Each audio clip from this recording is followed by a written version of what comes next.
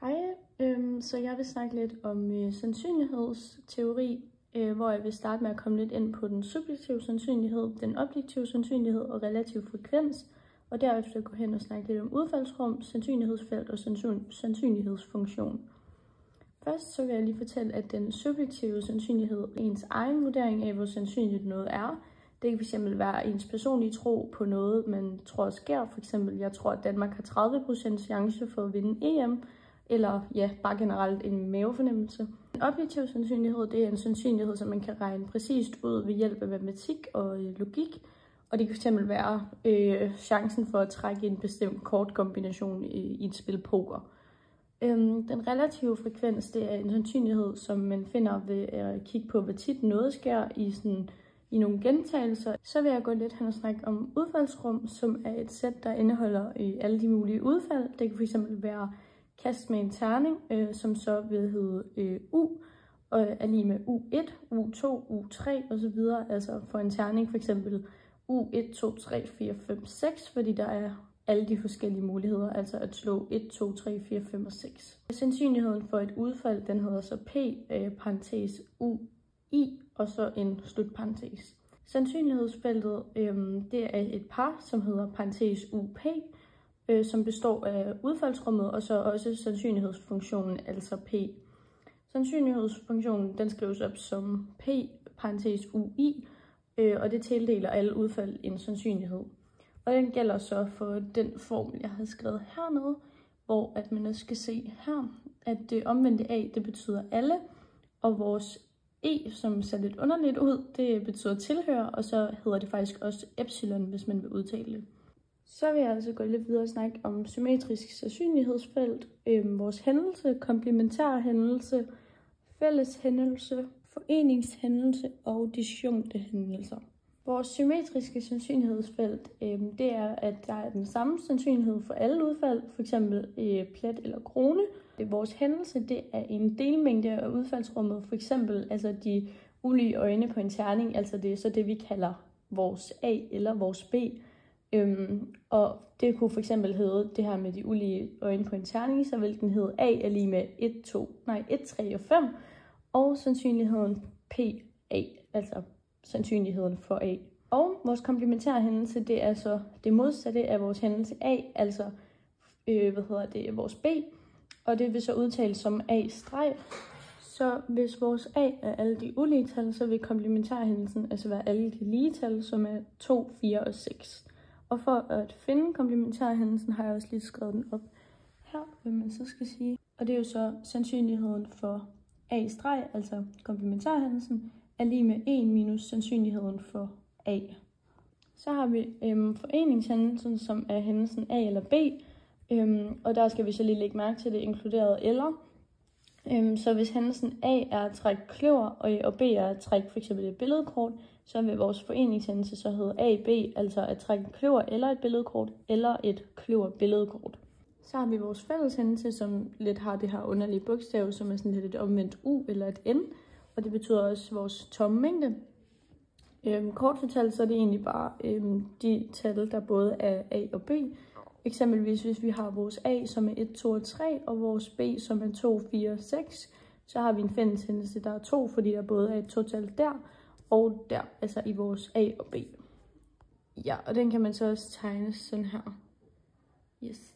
Okay, så har jeg lavet additionsloven her, hvor jeg har skrevet formlen op i toppen. Den bruger vi, når vi kigger på sandsynlighed for enten hændelsen A sker, eller at hændelsen B sker, eller at begge to sker.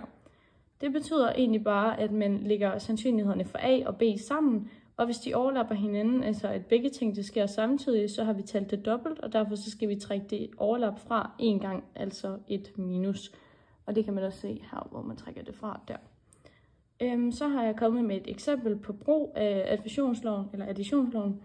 Og det hedder altså, at vi slår med en terning, som har udfald fra 1 til 6. Altså, vi kan enten slå et 1-tal, et 2-tal, et 3-tal, et 4-tal, et 5-tal eller et 6-tal. Og i det her tilfælde, der er vores A, at vi slår et lavt tal, det vil sige 1, 2 og 3.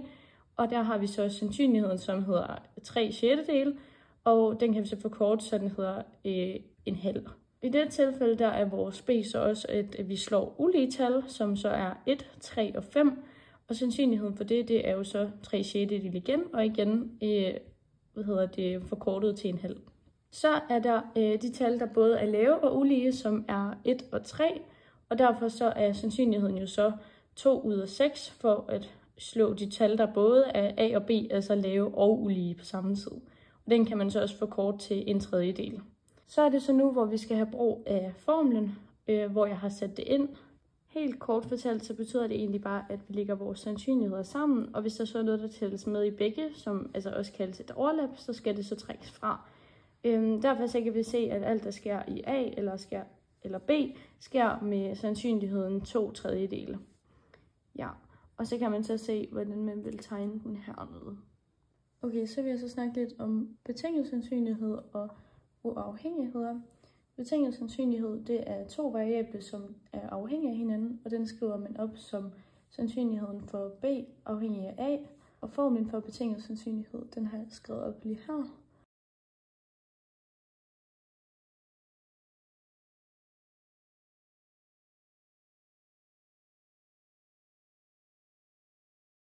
Så er der stokastisk afhængighed og uafhængighed, og der har jeg også skrevet op, hvordan man kan se, når de er afhængige, og når de ikke er afhængige af hinanden. Forskellen det er den her streg, som er her, og som man kan se, den er der, når de er afhængige, og den er der ikke, når de ikke er afhængige. Så har jeg så kommet med et eksempel her, hvor I kan se den her statistik, hvor der er en for A og en for B.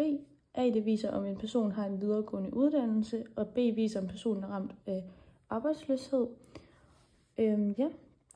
For ligesom at forstå, hvordan man skal læse tabellen, så kan man starte med at se, hvor mange med en videre uddannelse, der er ramt af arbejdsløshed, hvor der er 5 personer ud af 30 i alt. Og det er så cirka en sjettedel, som svarer til cirka 16,67%. Og så kan man så se, at dem uden en videregående uddannelse er 10 personer ud af 20, som så altså er 50%. Og derfor så kan man se, at den betingede sandsynlighed i det her eksempel skal skrives som det, jeg har skrevet her.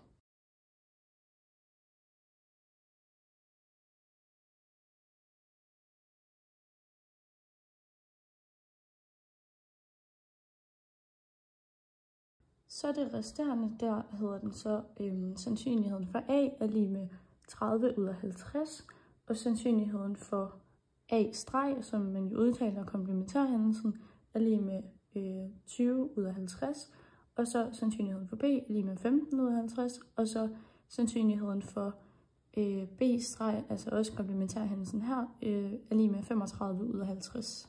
Så vil jeg så komme lidt ind på Bayes formel, hvor jeg har taget et eksempel med. Og mit eksempel, det er altså, hvor at 40% er over 18, og 20%, altså halvdelen af dem, de spiller en form for sport. Og så er der så 60%, som er under 18, og 30%, altså igen halvdelen af dem, som ikke spiller en sport.